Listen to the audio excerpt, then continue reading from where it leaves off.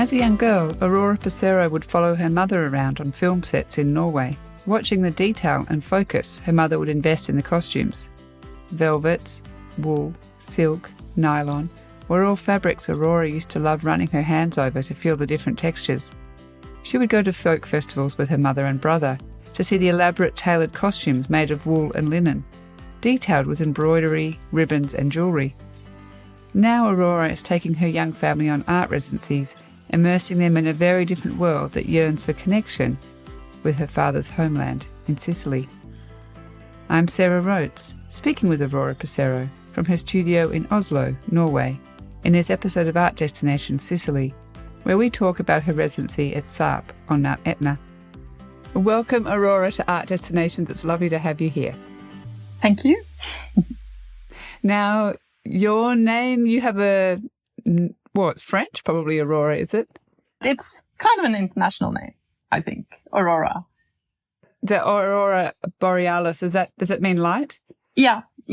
And it's also the name of the Greek goddess for morning, like sunrise. And then your surname is Passero, which is Italian. Yeah. What's your link with Italy? My father came from Sicily, actually, from Messina. And so I'm half Italian. He came to Norway in the early 60s. He was studying architecture. He became an architect. And then he met my mother in Norway. And the story is that he fell in love with the nature there and the light. So he stayed and, settled down. And lived there for, over 20, 30 years. And, So does that mean that you have always gone to Sicily in your childhood to visit? Yes. When we were kids, my father passed away when I was 9. So, and then my family, or my grandparents, they passed away quite early or after that. And then my close family moved more north to Rome and Bari. So then we visited Italy, but not so often Sicily. When I was a kid, yes. So, and then we went to Messina and we stayed at my grandparents' house. And so I have these early memories of, these romantic memories of going in the mountains and collecting lemons and, visiting family there. And so actually, I was in a group show in Syracuse last year. And that was my first time back to the island. And then now we stayed for, 3 weeks. That was very special, actually. Yeah. Okay, so you took your children there? Yeah, I brought my whole family. So 2 children and my husband. And he's also an artist, so we have the same way of, living. And the kids, they have to come along. What sort of artist is your husband? What does he do? He makes sculptures or drawing, painting, but recently ceramic sculptures. His mother, she's a ceramic artist also. And I think we share a lot. Also how we travel or how travel influence our work and how we look at things. We always, we're kind of two-headed. We can discuss everything immediately. It's a luxury, actually. Yeah, sharing this together. So the residency in Lingua Glossa at Alfio's SARP, you were there with a job to do. I mean, your husband was coming with your children and you were making it a family holiday, but essentially there was a lot of pressure for you to perform because you had an exhibition at the end of it. So how do you negotiate that? And what did you do with the children? Good question.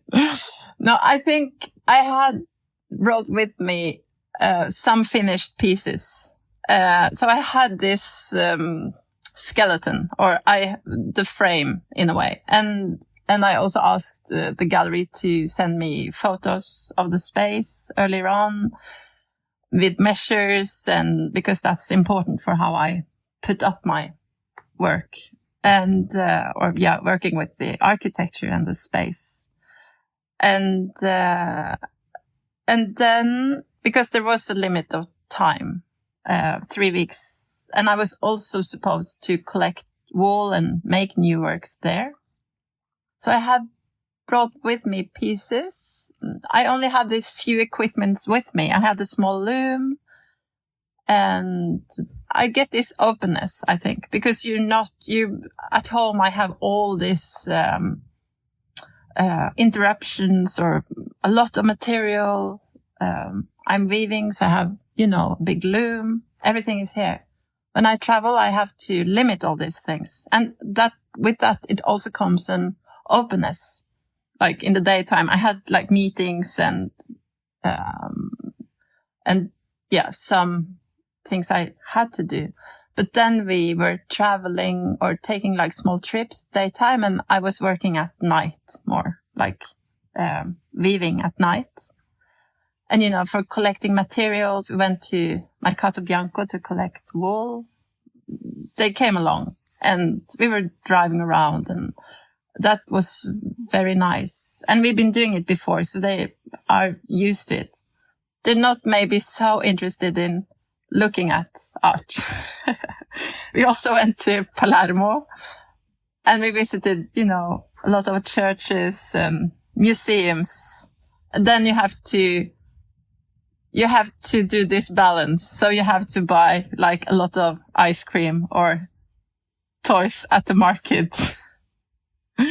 You have to do this to negotiate a bit, but it works out.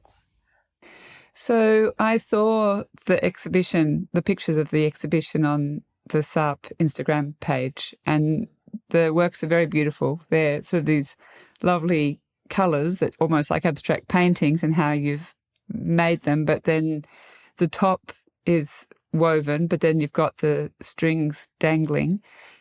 The materiality of the work is obviously really important. It's about the textures and the feeling. So what are you trying to communicate with that? I think they're a result of a lot of different influences and references, and I've also been very interested in different tensions or contradictions. I started to work with the nylon material when I was still studying. And at the time, I was, and I still am, very interested in what the different materials could tell me. So I was working with concrete, plaster, pigments, nylon. And because I really like to work with handcraft or using my hands, I continued with the nylon because it had a lot of qualities that I was looking for. It gets almost metallic, and it takes up color very well. Working with textile, it was so connected to tradition, and in a way I wanted to break with that. And it was very liberating for me. It's plastic, so I could take this very unromantic material and turn it out to something valuable or something like something different, I think. And by weaving, I could plan how big I wanted the canvases or the tapestries. So measures became also a very interesting thing to work with, also in with the architecture. And I could combine painting, sculpture, space, and still work very with like site specific or with I don't know. It's also, I don't know. I really like that. The material is so synthetic, but then it turns out also very organic. I think that's interesting, talking about how materials communicate differently. I know even with a camera, every different camera will have a different feeling and will communicate different ideas. A snapshot camera, a large format camera, they all express ideas differently. I can definitely see how nylon would have a different feeling to, cashmere silk or wool. Or so in your exhibition in Lingua Glossa, know you're working with local wool. Were you working with nylon as well? The previous work that I brought with me, they were nylon pieces or tapestries in nylon. And that was also because the space it's an old factory, or the space was used to dry hazelnuts. It's a beautiful space. And you have the ceiling is just, it's not glass, but it's plastic, like you can see through. So the light is very special. And then the walls was of this, I think, concrete. Everything was very raw. And nothing was hidden. You can see all the wood structures in the roof. And I've been wanting to work with concrete, with the nylon pieces, because I think how the materials affect each other is very interesting. So I knew when I chose this collection of work that it would be interesting in this space. Coming back to keeping this openness, to enter a space and then take the space in and then start to install and then see okay, I need element here. And then I knew that I needed another one. So I was first making one wool sculpture or piece. And they were quite, they were very easily made, but it took time. So I made them at night and then I was hanging it up. And then I knew immediately that I needed another one. I have been working like that many times. And I think working with close to deadlines, it also adds a focus, because you get this hyper focus into the environment. And I think I need this pressure. Of course, it can be stressful, but I really like to be in this state of mind also. When did you discover that you loved textiles? Were you sewing as a young girl? My grandmother, my Norwegian grandmother, she was making all the clothes to the family for her children, my mother. And that was, she was born in the 1920s.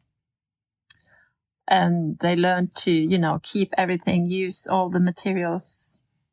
And then my mom, she was born after the war, and she was also learned into this. And she's always been interested in sewing and later working as a costume designer. So I think both with my grandmother and my mother, I learned how, to sew and to knit, crochet. And I was very interested in clothing as a kid, for my toys, but also for me. And I remember also with my friends, always, I don't know, we were playing all these games like acting and going into different characters. Then we were also making things, making costumes. And so, yes, I guess so. And textiles, it's always been a material that's been, part of my childhood. I think it's been, of course, a huge influence on my work later on. And as a kid, you don't reflect on it that way as you do as a grown up. But of course, it has been a big influence on me. Also, my mom, like, dyeing costumes in our bathroom. You know, it was always things going on. And she had to work from home as well because we were kids. And she was, taking care of us as well. So I think I think that's been very, very important for me. Yeah. And also to find solutions. It's always about finding solutions quick. Again, coming back to this pressure or this working with deadlines. And I think you have, as an artist, you have to like this state of mind, though. Yeah. So I learned that. Okay. I think I really enjoyed that. And I really liked listening to how important process was to you. And I also really enjoyed thinking about the different ways materials can communicate stories without the stories driving the ideas, but that the process and the materials drive the ideas or drive the work, and then they kind of tell you what the ideas are. I think that's a really nice way of working. It's very genuine and honest. Thank you.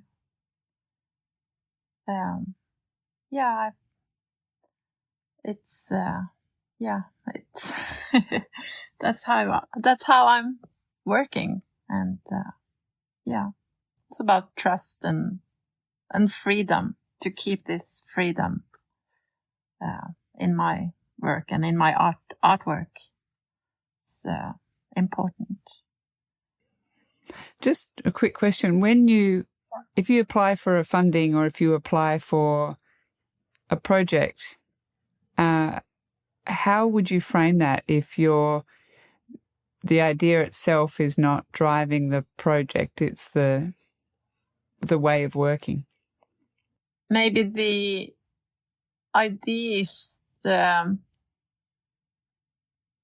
it's about the space, that I have to describe the space and how I see how the work will affect the space or turn out in the space, or how the materials will work together, or it's again, it's many layers. How the topography or the new environment will affect the work. That drives the work a lot, I think, for me. And then the materiality comes after. But also then I have to describe the different tensions that I'm looking for, or that I'm interested in to go deeper into. And also for this show specifically, also to work so directly with the material coming from the island. I think that was a very good experience for me. And something that I've been wanting to do for a long time. I think it's just like a slowly process. Like I'm taking in I add new layers into my universe in a way. And some comes quicker and some comes, like slowly. Another question. Staging's are really important for you. Like the exhibition itself is very important, and you're making works for the space rather than making individual works and then showing them in any space. And if your mother was a costume designer, so you would have seen theatre, or you would have gone or to film, or you would have, staging was an important part of her work as well. So do you feel as though, one thing is to be inspired by your mother's costume design and the textiles, but maybe also how those costumes were staged or used, and also the other part, which I think is interesting, is the atmosphere. So the work that you're showing, the materials themselves are not directly telling stories. They're really creating atmospherics. Like you're kind of communicating by appealing to the senses rather than through any narratives. The only narrative you're relying on is the title, and you're not being direct with that. So I guess we're just returning to the beginning when you were talking about your mother, but I find that quite interesting that there's such a strong parallel between both of your works. Yeah, it is and important, but I think also that my work, because they are not only staged, because immediately when they are out in the space, they become it's a physical part of the space, and the audience have to but they have to relate on them. So it's atmosphere, but they also get activated. But atmosphere is really a conversation. Like atmosphere is it's a conduit between a person and the place. Like the atmosphere is the dialogue, the silent. And then again, that's also narrative, or you can get the narrative out from it.